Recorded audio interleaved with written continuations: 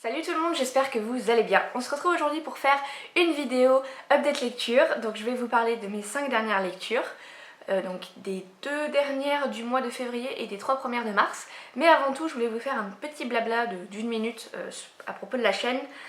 Tout d'abord, dans les semaines à venir, le rythme va repasser à un rythme normal, puisqu'à la base, moi je fais des vidéos une fois par semaine le samedi matin à midi, enfin le samedi à midi. Et de temps en temps je vous ai une vidéo en plus le mercredi. Au mois de février j'ai beaucoup lu, du coup j'ai fait beaucoup d'updates lecture et à chaque fois j'aime intercaler d'autres vidéos entre les updates lecture. Du coup vous aviez des vidéos 2 fois par semaine. Là j'avoue que pour l'instant j'ai pas spécialement beaucoup de contenu à vous préparer, enfin à vous présenter plutôt.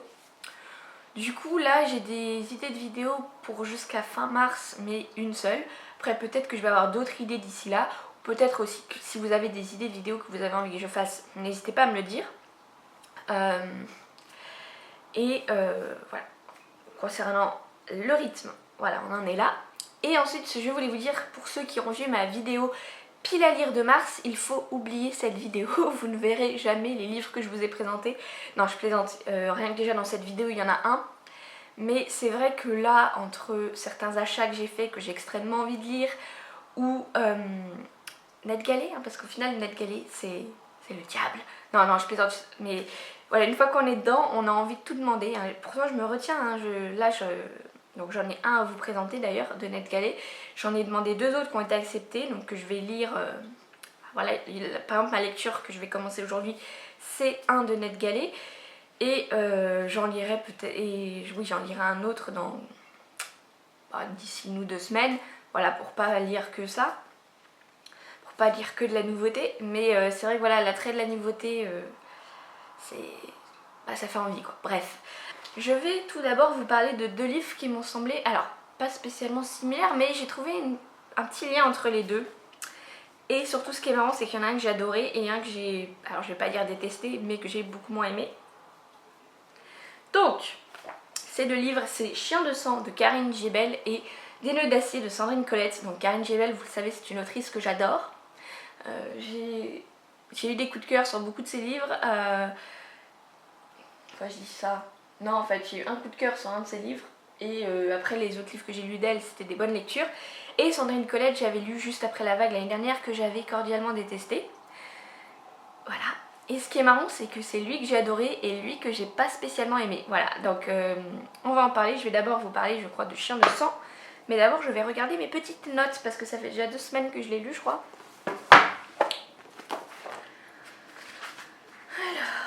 Donc, dans cette histoire, on va suivre 2 personnes qui vivent des choses assez particulières à 2 endroits à 2 endroits différents. Donc, on suit tout d'abord Rémi, qui est un SDF, voilà, qui avait avant une belle vie, il était commercial, il avait une femme, une famille, et maintenant il se retrouve dans la rue, sans travail, sans rien, bref, à faire la manche, jusqu'au beau jour où en fait un homme va se faire agresser devant lui.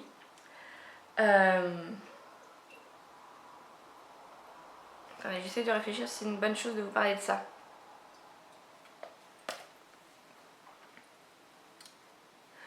Oui, bon, bref. Un homme va se faire agresser devant lui, il va le sauver et l'homme va lui proposer de le ramener. Voilà, il lui dit j'ai un boulot pour toi, je te ramène dans mon château, tu deviens jardinier. Donc il accepte, sauf qu'une fois qu'il est arrivé là-bas, et ben, il va se rendre compte que non, en fait il n'est pas là pour ça. Mais il va se retrouver dans une sorte de grange enfermée, enfin enfermé quelque part avec des hommes sans papier, voilà, d'origine. Il y en a un qui est malien et 2 qui sont tchécoslovaques, je crois. Voilà, et dès le lendemain, ils vont se rendre compte qu'ils sont là pour participer, enfin surtout être les gibiers d'une chasse à l'homme. Voilà, organisée donc par ce riche propriétaire, voilà. Et en même temps, on va suivre alors, Diane, qui est une photographe qui a été engagée pour faire des photos d'une région. Je ne sais plus c'est laquelle. Bref, une région de France. Et donc elle est là pour faire des photos pour le truc du tourisme, enfin quelque chose comme ça. Et elle va du coup être logée dans un hôtel pour ces quelques jours. Et le soir où elle va aller manger au restaurant de l'hôtel, il va y avoir des hommes du coin, un petit peu les pecnos du coin, on va dire, qui viennent boire un verre avec l'aubergiste. Et voilà. Et dès le lendemain, en fait, elle va partir donc en randonnée pour faire ses photos. Et à un moment elle va surprendre ces hommes qui viennent embêter, en fait il y a un homme qui vit un peu dans les bois, un petit peu en autarcie. Et vu qu'il y a un tueur en série qui rôde aussi dans cet endroit, ils vont le prendre à partie puisqu'ils pensent que c'est lui qui est le tueur en série. Et voilà, et Diane va voir des choses qu'elle ne devrait pas voir. Et du coup après elle va être prise en chasse par ces hommes qui veulent l'éliminer puisqu'elle a vu des choses qu'elle n'aurait pas dû voir. Bref. Donc voilà, dans les deux cas on est dans une espèce de chasse à l'homme. Alors, j'ai bien aimé le style JBL, ça se lit très très vite, très addictif, surtout que lui il est très court, je l'ai lu en une journée je crois. Voilà, ça se lit très bien. J'ai bien aimé l'ambiance, surtout du côté de Diane. Pourquoi j'ai envie de l'appeler Karine? De Diane, puisque je sais plus dans quelle région elle est, mais c'est très beau et tout, et il n'y a pas trop de description, mais quand même un petit peu, donc ça permet de se mettre bien dans l'ambiance. Pour Rémi aussi, on est dans le domaine du bourge là qui veut chasser. Donc dans une belle forêt et tout, donc j'ai bien aimé cette ambiance d'être au milieu de la nature et tout, mais voilà, j'ai pas spécialement accroché le personnage ni de Diane ni de Rémi. Et surtout, il y a un truc qui m'a dérangée, c'est les pecnos là, dont je vous ai parlé qui veulent chasser Diane. Il m'a fallu quasiment l'intégralité du bouquin pour comprendre qui était qui. J'ai trouvé ça tellement fouillu que j'arrivais pas à comprendre à chaque fois qui était qui était. Il y en avait un qui avait l'air d'être un petit peu le chef, mais j'arrivais pas à déterminer c'était lequel. Il m'a fallu quasiment tout le bouquin pour comprendre qui étaient ces 4 ou 5 mecs. Parce qu'il y avait une histoire de père et de fils et tout. Enfin bref, j'ai eu beaucoup de mal à comprendre et ça m'a dérangé. Voilà, donc au final, je suis contente de l'avoir lu parce que voilà, ça me fait un Karine Gibel de moins dans ma palle. Mais clairement, c'est celui que j'ai le moins aimé de tous ceux que j'ai lus. Et voilà, je pense pas que je vais m'en souvenir pendant très longtemps. J'ai ensuite lu Des nœuds d'acier de Sandrine Colette au livre de poche. Donc c'est mon deuxième Sandrine Colette, c'était un petit peu le livre de est-ce que je continue avec Sandrine Colette ou est-ce que j'abandonne. Et vu que c'est un petit coup de cœur, eh bien je peux vous dire que voilà, maintenant j'ai envie de continuer avec Sandrine Colette.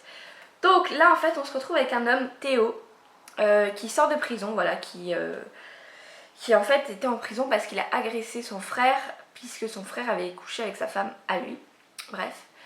Du coup il sort de prison et la première chose qu'il va faire malheureusement c'est aller voir son frère. Donc son frère est dans une maison pour personnes handicapées je crois, parce qu'il l'a vraiment ravagé quoi. Son frère est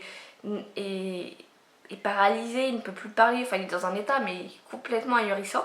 Du coup il va aller dans cette maison pour aller un petit peu menacer son frère, je sais pas, enfin bref c'est stupide mais en même temps c'est nécessaire à l'histoire.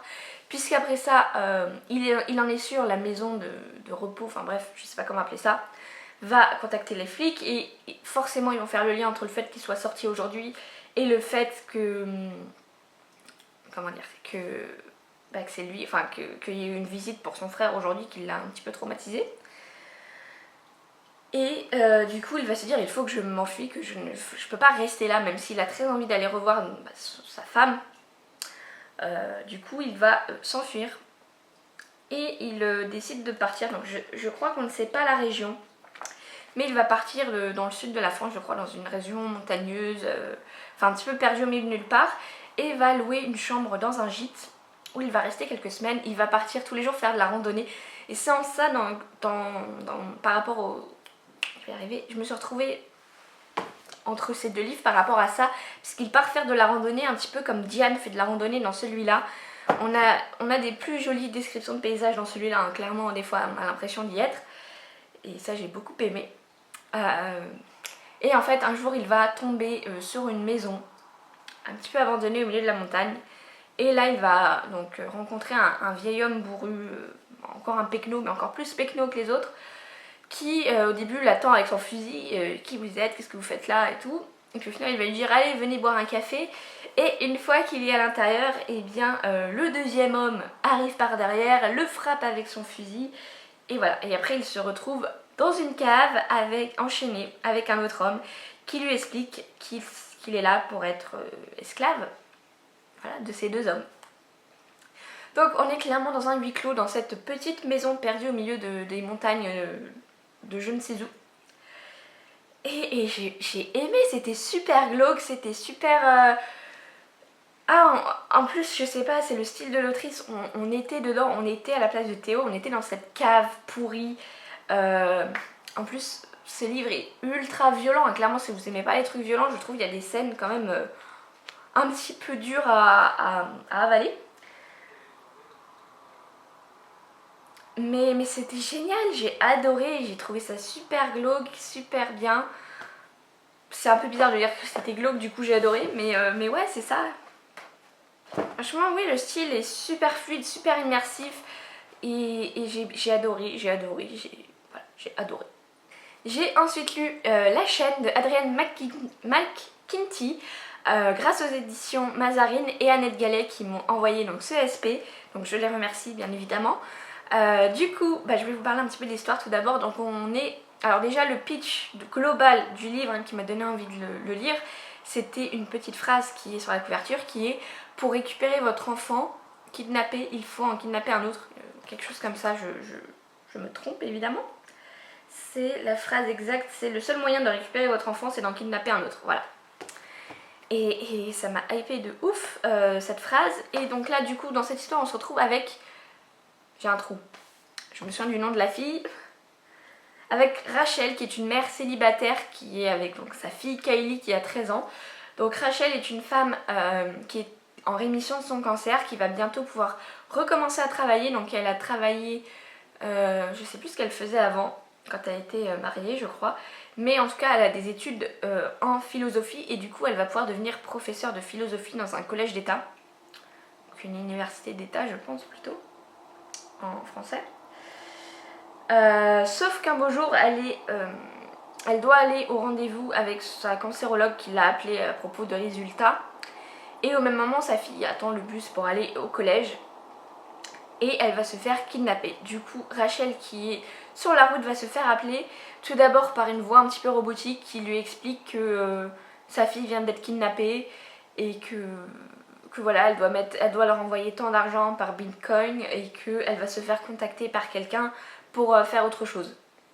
Quelques minutes après, une femme la contacte, une femme qui a l'air assez bouleversée, qui va lui dire que c'est elle. Donc elle va se faire contacter donc, par cette femme qui va lui dire que en gros, son fils elle a été kidnappé et qu'elle a dû kidnapper sa fille Kylie pour pouvoir le récupérer et qu'à son tour, Rachel va devoir capturer un enfant pour pouvoir récupérer Kylie et que si elle essaye quoi que ce soit, si elle appelle la police, la femme a ordre de tuer Kylie. Voilà, elle lui explique tout un tas de choses à propos de ce qu'elle appelle la chaîne et que la chaîne est au courant de tout, que si elle appelle les flics, ils vont devoir tuer Kylie ou la tuer elle, enfin les deux. Et voilà. Coucou mon petit chat. Oui. Est-ce qu'il y a mon chat? Faut toujours faire attention quand on tient Freya.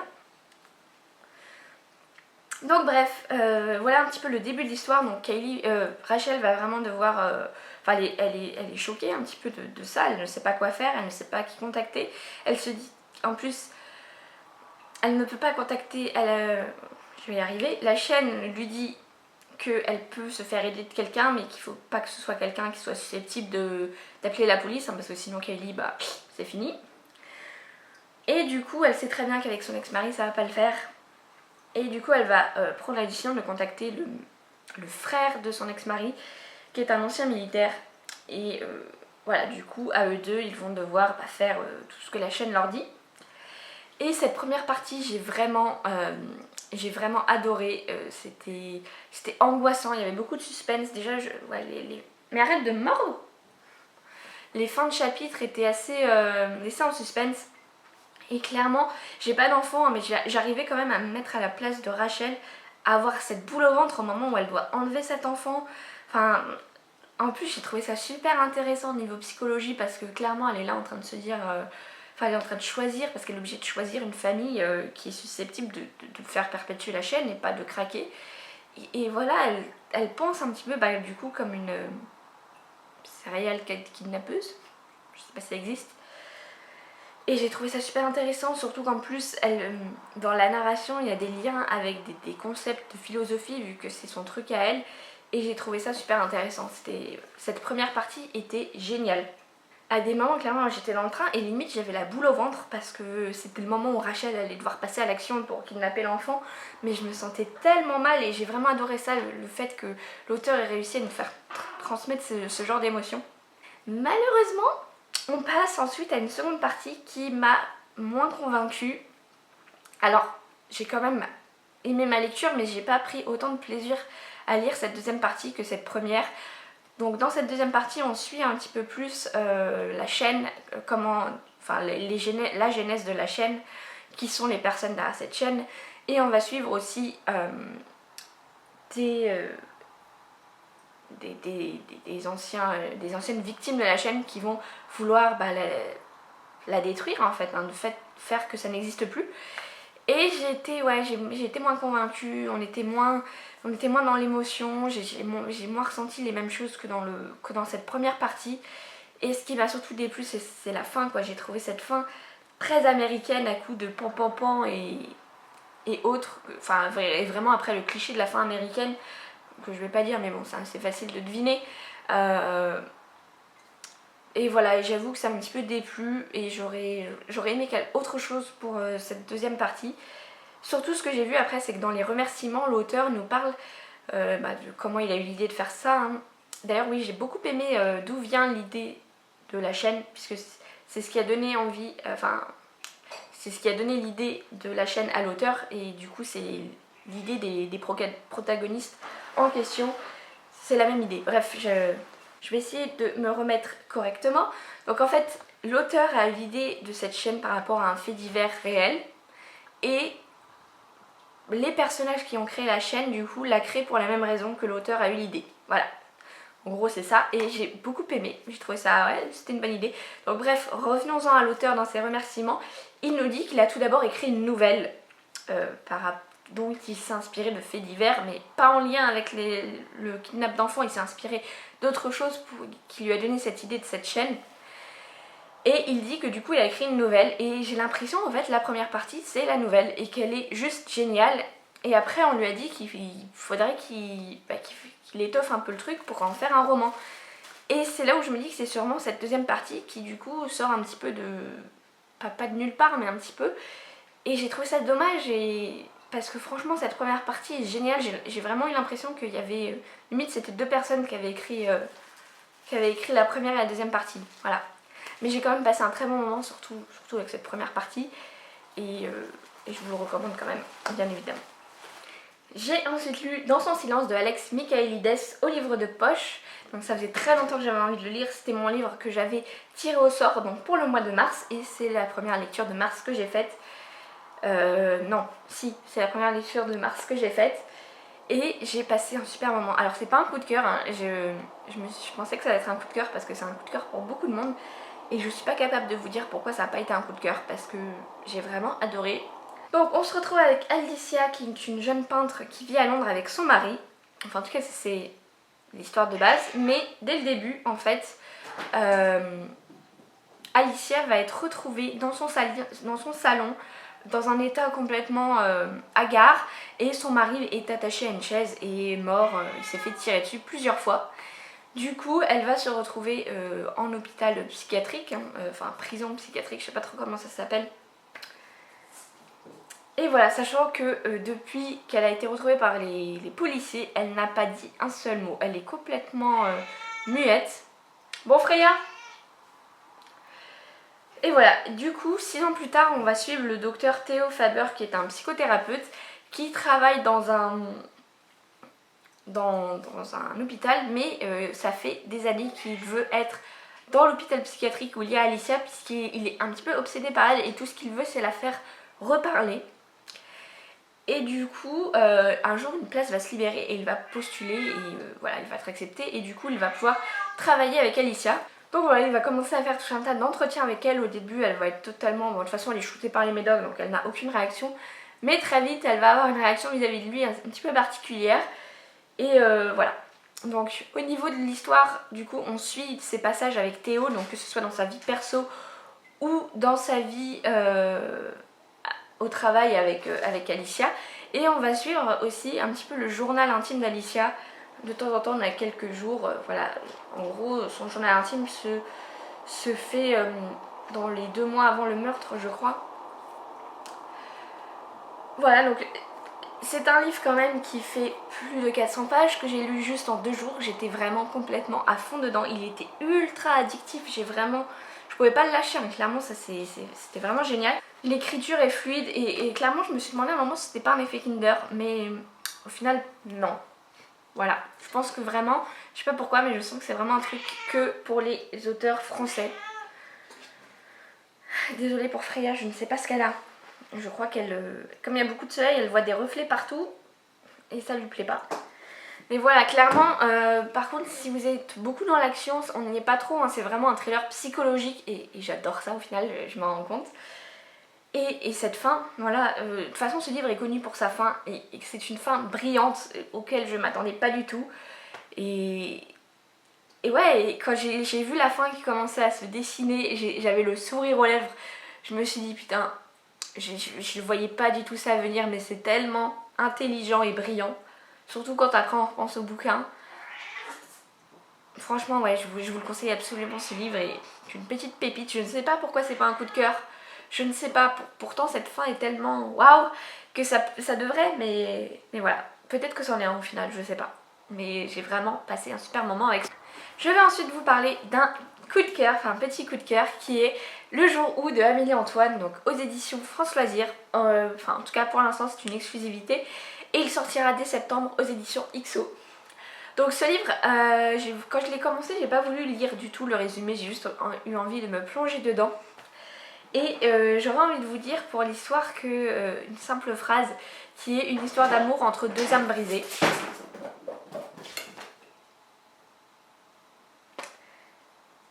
C'est pas bien toi hein? C'est ça, oui, allonge-toi par terre. Ah non, c'est pour mieux m'attaquer. Donc, et ce qui est assez drôle, c'est que en fait dans la 4e de couverture, voilà, il y a une phrase qui au final veut dire à peu près la même chose. Un formidable roman où doucement l'amour redonne vie et espoir à des âmes cabossées, servi par la plume hypnotisante d'Amélie Antoine. C'est tout à fait ça, c'est... Voilà, donc en gros on suit Benjamin, à qui va arriver quelque chose dans le prologue, je ne vous en dis pas plus. Mais rien que ce prologue, il m'a mis déjà les larmes aux yeux, voilà. Donc comme ça on était lancés. Et on va suivre aussi Rebecca, donc tous les deux ils vont se rencontrer dans un cimetière où lui va de temps en temps, enfin non, au début il y va une fois et il va voir Rebecca et il va avoir un petit coup de cœur.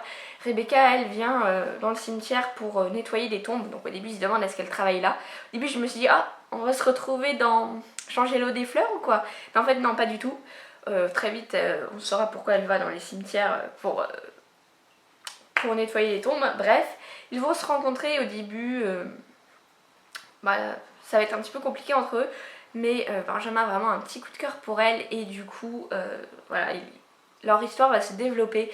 Et c'est vrai qu'au début, comme j'avais pas lu la 4e, j'avais un petit peu peur puisque j'avais peur que ce soit juste de la romance, mais en même temps c'est Amélie Antoine, donc voilà, c'est pas de la romance de toute manière, c'est une histoire d'amour, oui, mais c'est pas de la romance et c'est tellement beau.